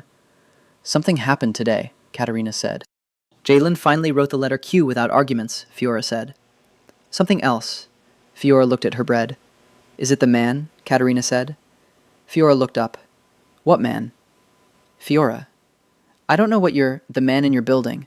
The one you told me about in October and then carefully never mentioned again for 4 months, which is not how you handle things that don't matter." Fiora was quiet. She picked up her wine glass. She set it down. "He walked me to the door this morning," she said. Caterina waited.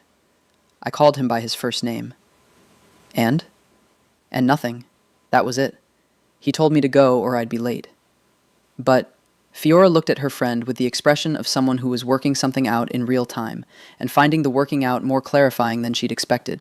"He came up the stairs to help me," she said. "I dropped my coffee, and he came up, and he held my bag, and he sent someone for another coffee. He was there in 30 seconds. He was watching for you." Fiora absorbed this. "He watches for you," Caterina said. "Doesn't he?" "He watches the building," Fiora said. "For professional reasons." "Are you sure those are the only reasons?" She was not sure.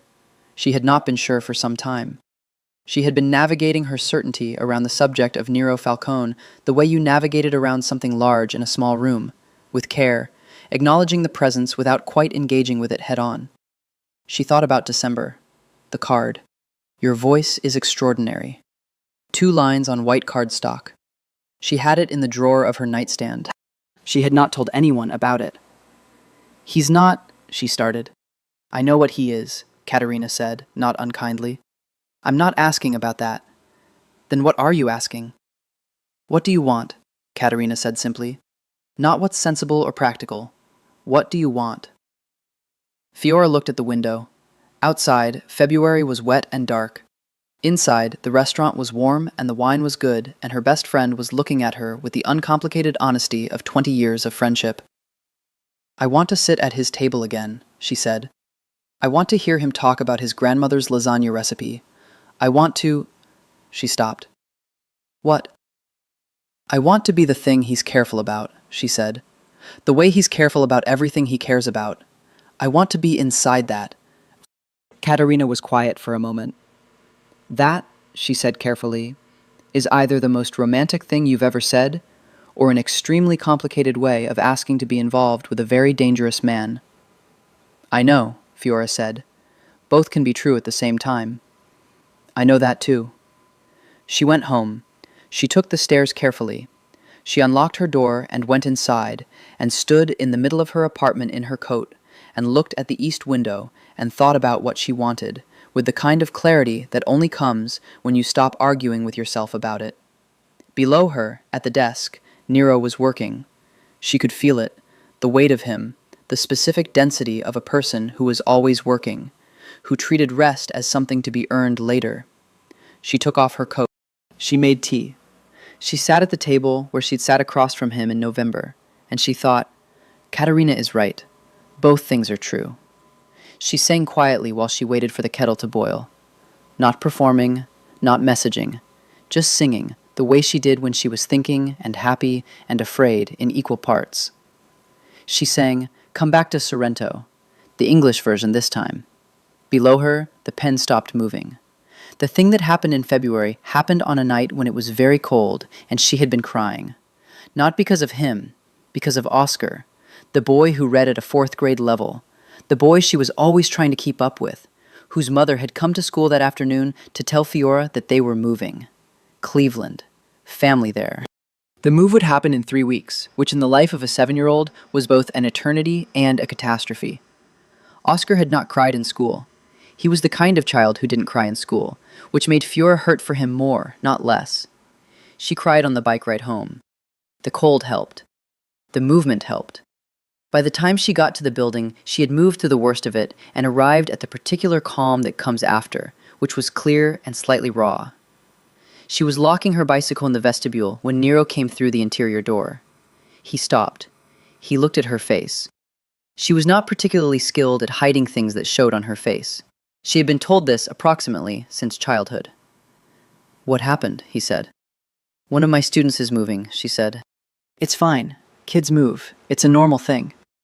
He was looking at her with that total attention. He's my best reader, she said, and her voice did something in the middle of the sentence that she hadn't authorized. He crossed the vestibule. He was standing in front of her. He reached up and, slowly, with the carefulness he applied to everything, tucked her hair back from her face, a single strand that had come loose in the cold, and his hand stayed at the side of her face for a moment. Just a moment. His palm against her cheek, warm in the cold vestibule. She looked at him. He looked at her. Come downstairs, he said. I'll make you espresso. She followed him. The basement room was warm. There were 3 men at the far end of the table who looked up when she came in and then, at some signal from Nero that she didn't see, collected their things and left with the quiet efficiency of people who understood that they were leaving. He made espresso. He made it with the small Italian machine behind the bar, with the focused attention he brought to everything. 2 cups, no sugar in his, a question about hers that she answered with 1 finger, meaning 1 cube. She sat at the table where she had sat before, in October, at 4 in the morning, and she felt the room differently than she had then. Warmer, more familiar. His. He sat across from her. Tell me about him, Nero said. Oscar. So she did.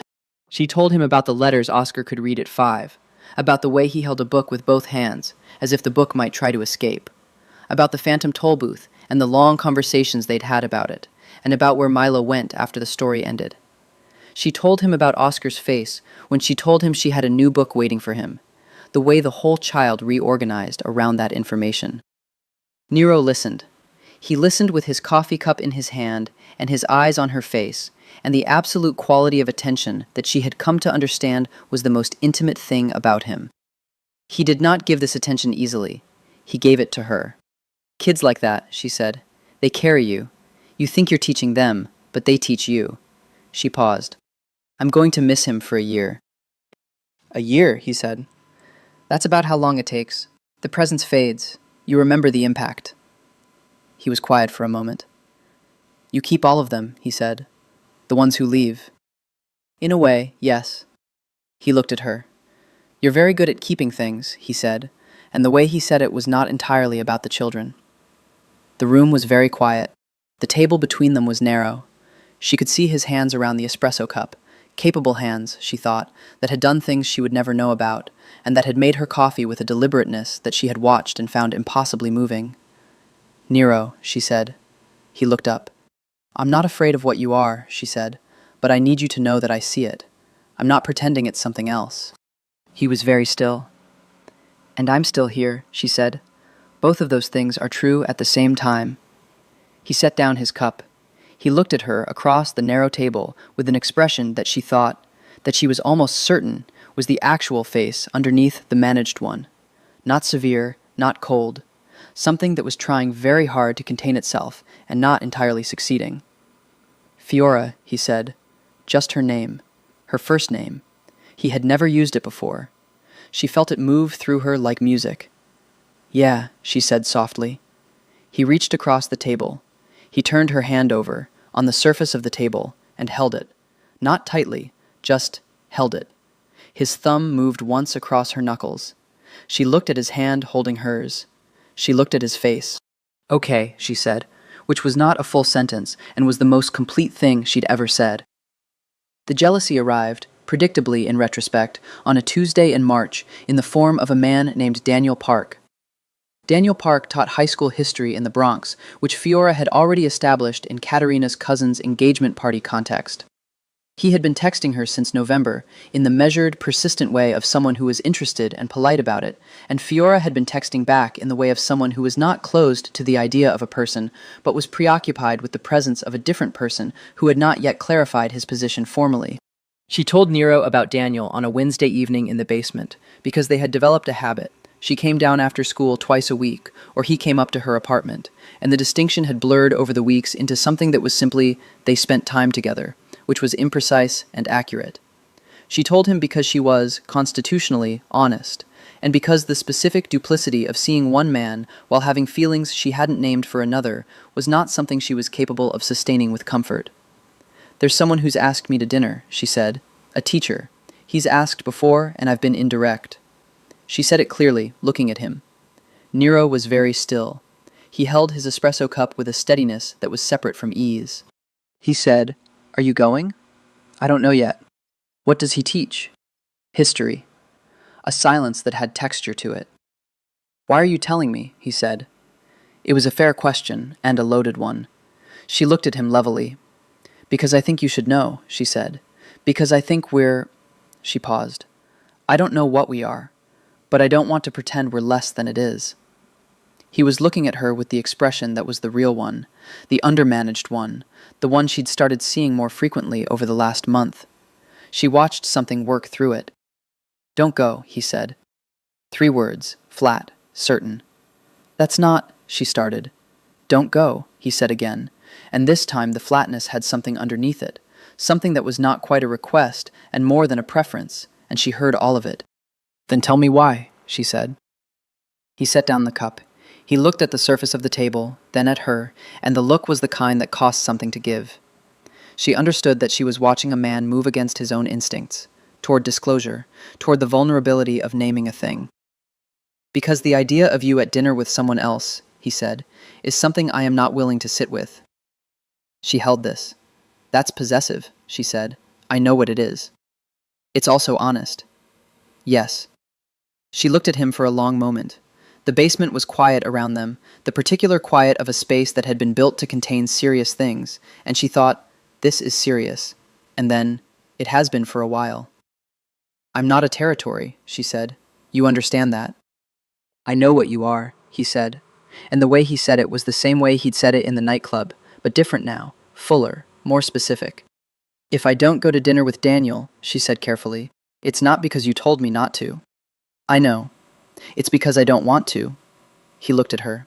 "And I don't want to," she said. "But I need you to understand the difference." "I do," he said. She nodded. They sat in the quiet for a moment. Then she said, "You're jealous." "I am," he said, without particular embarrassment. "Of a history teacher."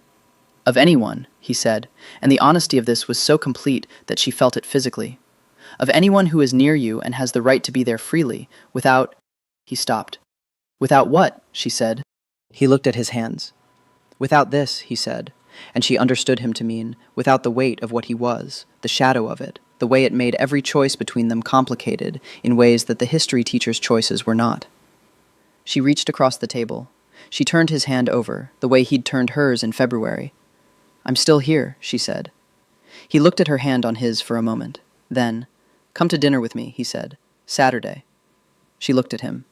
"A real dinner," he said, "not the basement." "Are you asking me on a date?" she said, and the faint, almost involuntary warmth in her voice made something happen in his face that she was fairly certain no one else had seen in a very long time. "I'm telling you we're having dinner Saturday," he said, with just enough of the old quality to it to make her smile. "Yes," she said. "Okay." "Where's something—" he started, and then stopped. "Something what?" He looked at her once, fully, and then looked away. "Whatever you want," he said. She went upstairs smiling. She did not text Daniel Park back that evening, and in the morning she sent him a brief and kind message about not being available, and he responded graciously, and she thought, some things resolve themselves when you stop being indirect about what you want. She sang La Vie en Rose in the morning, in French, which she didn't speak well, but the melody didn't require perfect French. The melody required exactly what she gave it, the specific, private joy of a woman who had decided something. Below her, a man sat with his eyes closed and listened. He took her to a restaurant in the West Village that she had never been to and had never heard of, which was itself an indication of something, that it existed in a register of the city that was parallel to her own, quieter, more deliberate. He came to get her at 7. He was in a dark suit, no tie, she noticed, always no tie, as if the tie was the one formality he'd declined, and he stood at her door with the patience of a man who had given himself enough time. She was ready. She was always ready on time. She had argued with herself about the black dress from the nightclub for 10 minutes and then put it on, because it was the right dress, and because she was done arguing with herself about things she already knew. He looked at her when she opened the door, and the expression on his face was, she memorized it, the particular quality of it, the way the control briefly abandoned the field. "Ready?" he said. "Yes," she said. He had a car. Of course he had a car. He always had a car. A black sedan with a driver who greeted her by name and made her understand, again, the comprehensive nature of his attention. The restaurant was small and warm, wood and candlelight, a room that had been carefully designed to feel like it had always been there. The proprietor recognized Nero with a familiarity that suggested history, and showed them to a corner table that had the particular quality of tables reserved for people who prefer privacy. They ordered. He asked her questions about the food, what she liked, what she avoided, and she answered honestly, and he ordered with the efficiency of a man who had done it many times in many places. And she noticed that he ordered things she'd mentioned without making a production of having noticed. The wine came. The conversation found its level. She had been in his company many times over the last months, in the specific contained context of the basement or her kitchen. This was different. Here she could see him, all of him, the way he sat, the way he listened, the way the candlelight changed the architecture of his face from severe to something that was almost beautiful in a way she could see without the defenses she'd maintained at the beginning. "Tell me about Milan," she said. "What do you want to know?" "Your father sent you there." "For a year. I was 22. He wanted me to understand the business from the inside, the legitimate side, the import business. We moved wine and olive oil and some other things." "Some other things," she repeated. The corner of his mouth. "Some other things." "And what did you learn?" He was quiet for a moment. "That the difference between a legitimate business and an illegitimate one is mostly a matter of paperwork," he said. "And who benefits from the paperwork being right?"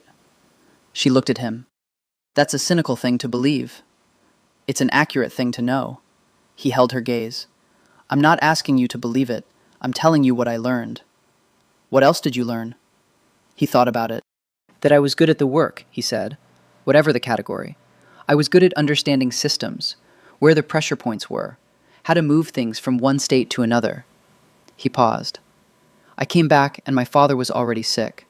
He didn't tell me until I was home. He had a year left and he spent it teaching me everything he knew." She was listening with her full attention. "Did you want it?" she asked. "The position? The everything?" "I wanted to be good at something," he said. "It turned out I was good at this." "That's not the same as wanting it." "No," he agreed. "It isn't." She thought about this. She thought about a 26-year-old man inheriting a world he'd been prepared for without being asked if he wanted it, and then being so good at it that the question of wanting became moot. "Do you ever want something different?" she said. He looked at her across the table, and the candlelight did something to his eyes, and he said, "Increasingly." She held this. She reached across the table and touched the back of his hand with 2 fingers. Just touched, the small contact of confirmation. He turned his hand over and held hers. They ate. They talked about her childhood in Bensonhurst and his in Bay Ridge, and the specific shared grammar of Italian-American Brooklyn in the 80s and 90s, the Sunday gravy, the specific parishes, the grandmothers who seemed to exist outside of time. They talked about music, and he knew more than she expected, classical and opera and the old Neapolitan songs, and she found this deeply, unreasonably charming. They talked for 3 hours. The restaurant emptied around them, and the proprietor refilled the water and said nothing, which was the highest form of service. In the car, on the way back to Brooklyn, they were quiet. The city moved around them, lit and loud and indifferent to the 2 people in the back seat who were sitting not quite touching, a precise and deliberate proximity. She turned her head and looked at him. He was looking at her already. She thought, "I am completely lost and completely found at the same time." Outside her building, he walked her to the door. At the door, he stopped. He was looking at her with the managed expression and the unmanaged thing beneath it. "Fiora," he said. She waited. He reached up and held her face in his hands, both of them, carefully, completely, and he looked at her for a moment that was suspended and clear and very full. Then he kissed her. It was not a tentative kiss. It was the kiss of a man who had made up his mind, which was the only kind of decision he made. It was quiet and certain, and it tasted like espresso and red wine and something that was specifically, irreducibly him. And she put her hand against his chest, where his heart was, and felt it. When it ended, they stayed where they were. "Good night," he said quietly. "Good night," she said. She went inside. She stood in the elevator with her hand against her chest, where his had been, and she thought, "Oh."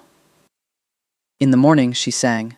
She sang everything she knew, all of it, just for the sheer amplitude of what she was feeling, and the sound moved through the building the way it always did, downward and warm, and below her a man sat at his desk and did not work for 20 full minutes, which was the longest he had not worked in recent memory. He was smiling. No one saw it, but it was there. Everything came apart in March on a Thursday night. She did not see it coming. She would not have seen it coming. The thing that came was not the thing she'd been prepared for. Not the Gennaro family, not the territorial dispute, not the ordinary violence of Nero's world. It was something more personal, and therefore more precise. His name was Vincent Falcone, Nero's cousin. 32, handsome in a way that had clearly been useful to him, connected enough to move in family circles, but not enough to have real authority, which was the specific condition that produced the specific kind of resentment that led to the specific kind of betrayal. Vincent had been talking to the Gennaro family for 4 months, providing information, the shape of Nero's operations, the timing of certain meetings, the location of certain assets, and the existence of the woman in the apartment above the basement. Sal found out on a Thursday. He brought it to Nero at 9 in the evening with the care of a man carrying something that was going to cause pain. Nero listened. He was very still while he listened. When Sal finished, Nero said, "How long?" 4 months. "Does Gennaro know about Fiora specifically?" Sal looked at him. "Yes." The room was very still. "How much?" Nero said. "Enough. Her name, her schedule, her relationship to you." Sal paused. "They know you're involved." Nero was quiet for a very long time. In that quiet, something settled into place. A conclusion, a set of implications, a necessary consequence that he was already accepting, even as he was finishing the process of understanding it. "Where is she?" he said. "Upstairs. She came home an hour ago." "Is she?" "She's fine. She's been in all evening." He stood up. He went to the window that looked at nothing. They were underground. The window looked at the blank concrete wall of the loading area, and he stood there. He thought about a woman who sang in the morning. He thought about her at his table, eating pasta, telling him about Jalen and the letter Q. He thought about her hand in his at dinner. He thought about the kiss at the door, which he had replayed with a frequency that was new to him, the way certain music could be replayed. He thought, I made her a target. This was not what he had intended. But intention was not the operative variable. The operative variable was what was true. And what was true was that Fiora Esposito had been safe before she knew him and was not safe now. And the distinction was him. He thought, I have to fix this. He also thought, I don't know how to fix this without losing her. These two thoughts occupied the same space and were both completely true, and he stayed at the window with them for 7 minutes before he turned around. Get Vincent, he said. He went upstairs.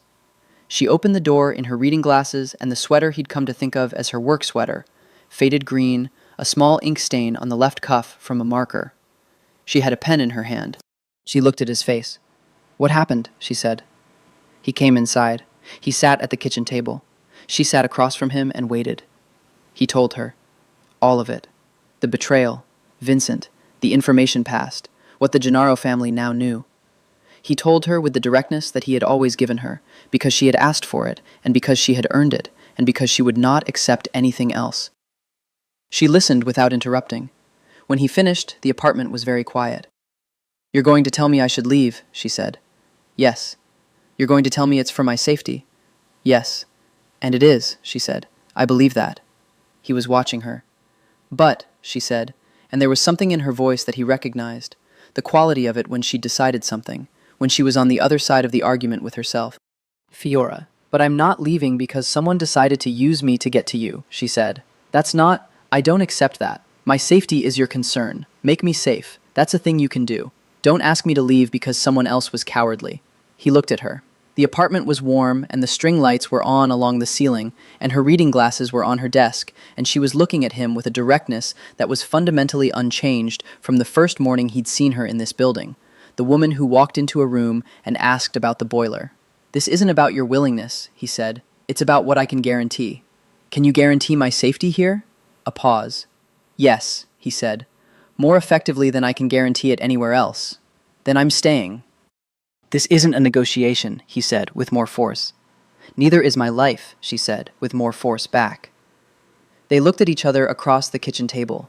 The space between them was charged with something that was both the argument and everything underneath the argument. Fear, protectiveness, the specific intimacy of two people who had arrived at knowing each other and were now discovering what that meant under pressure. I'm afraid, she said. She said it plainly. I want you to know that. I'm not pretending I'm not. He looked at her. But I'm not leaving because of that, she said. Being afraid doesn't mean I can't choose. He reached across the table. He held her hand with both of his. He looked at her with the unmanaged face. I will not let anything happen to you, he said. She turned her hand in his. She held on. I know, she said. I believe you. He pulled her gently around the corner of the table and held her. Just held her, her back against his chest, his arms around her, her hands over his. She felt the steadiness of him, the way he was always completely present, completely there, the specific quality of safety that was not the absence of danger, but the presence of someone who would not let the danger reach you. Nero, she said. I know, he said. They stayed like that for a long time. Outside, Brooklyn moved through its Thursday night. Below them, the machinery of his world was in motion, Vincent being found, the situation being addressed, the architecture of protection being reinforced. She said into the quiet, Are you going to be okay? He was still for a moment. No one asked him this. Yes, he said. Your cousin, she said. He was quiet. I know, she said. I'm sorry. He held her more tightly, just briefly. Then he said, I need to go handle this. I know. She turned around and looked at him. She kissed him once, certain, simple, his. He went downstairs. She sat at the east window and graded papers for 2 hours, because there was nothing else to do, and because the ordinary work of her ordinary life was, she understood, the most precise possible statement of who she intended to remain. Spring came to Brooklyn. It came with the tulips in the park and the yellow light that started arriving earlier each morning through the east window, and with the way the streets changed register. More people outside, more noise. The city exhaling after winter with a collective relief that had always been one of the things she loved most about it. She was still in the apartment. She had been in the apartment for 8 months. She sang in the mornings. She always sang in the mornings. She taught her second graders long division, which was the most ambitious mathematical operation she felt could reasonably be expected of a 7-year-old. And she started a garden in the corner of the classroom with a set of small pots and the seeds the children planted themselves. And she watched them tend it with the gravity that children brought to things they understood were alive, and therefore their responsibility. Oscar had sent her a letter from Cleveland. It was 3 sentences long and included a drawing of a book with legs, which she taped to the wall above her desk. The Gennaro situation had been resolved. She did not know the specifics, and she had not asked for them, because there were categories of information that were not hers to carry, and she had made her peace with where the line was. What she knew was that the men with the wrong kind of eyes no longer appeared in the hallway, and that Nero had a way of moving through the world that had a different quality to it, less braced, she thought, less waiting. Vincent had left the city, that much she knew.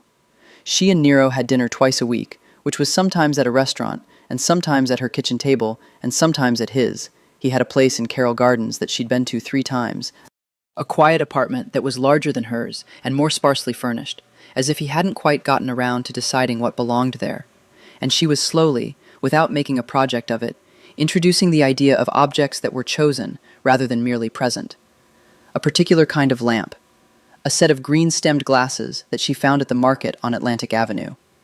He held her hand at dinner. He kissed her when she arrived and when she left, and in between those points, he gave her the full weight of his attention with a completeness that was still, months in, the most disorienting thing about him. He was not easy. She had known he would not be easy, and he wasn't. He was watchful and controlling in the specific way of someone who had spent their life managing threats, and this sometimes turned toward her, a call at midnight asking where she was, a too quick response to her mentioning a male colleague, the specific quality of stillness that entered him when she talked about going somewhere without telling him. She named these things when they happened. She said, "This is the thing that happened, and here is how I feel about it." She said it without drama and without softening it, because she had decided at the beginning that the version of this that was sustainable was the honest one, and she was right. He received these corrections with the same completeness that he received everything. He was not easy, but he was honest, and when she said, "This is too much," he made it less. Slowly, with the deliberateness of a man learning a new grammar. She loved him. She had not said this yet. She was fairly certain he knew. On a Saturday in April, a warm Saturday, early spring, the kind that arrived in New York like a small miracle, she was singing at the kitchen window when she heard his steps on the stairs. She recognized his steps now. She had learned the particular weight of them, the pace that was always deliberate. He knocked. She went to the door. He was in jeans and a white shirt with the sleeves rolled, and he was holding 2 cups of espresso from the place on the corner, and she looked at him and thought, he looks rested, which was something she hadn't seen before, which meant something, which mattered. She let him in. He put the espresso on the table. He looked at her for a moment. "I heard you from the street," he said. "The window was open. You were singing something I didn't recognize." "Billie Holiday," she said. "The whole living room thing. Is that okay?" He looked at her with the corner of his mouth. "What?" she said. "I've never told you to stop," he said. "You've implied it." "I tried to evict you," he said. "You failed," she said. "Thoroughly," he agreed. They stood in the small kitchen with the warm April light coming through the east window and the espresso on the table and the sound of the street below, which was the sound of the city being alive, and she thought, this is the life. Not the life she'd planned, not the life that made easy sense, but the specific, irreducible, daily life of choosing to be in this kitchen with this person, the complications and the weight of it and the warmth of it and the way the light came through the window and landed on his face. "Nero," she said. He looked at her. "I love you," she said. She said it the way she sang, without performance, without self-consciousness, with the freedom that only exists when you're done calculating what's safe. He was still, very still, in the way she knew now meant the opposite of stillness, meant something working through him, the emotional equivalent of a room unlocking. He crossed the kitchen. He held her face in his hands the way he had at the door in February, the way that was the gesture he had. And she thought, some people have their gestures, the ones that are theirs and no one else's, and this was his. I know, he said, and then, I've known for a long time. She looked at him. Me too, he said, quietly, certainly, in the way of a man who had arrived, through a route he had not anticipated, at a truth he intended to keep.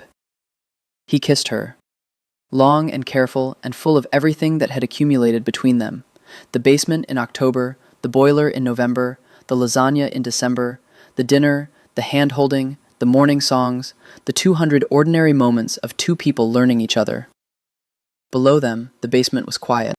The room that had been the beginning of all of it, that had hummed with other people's business and other people's gravity, was empty. The chairs were pushed in. The table was clear.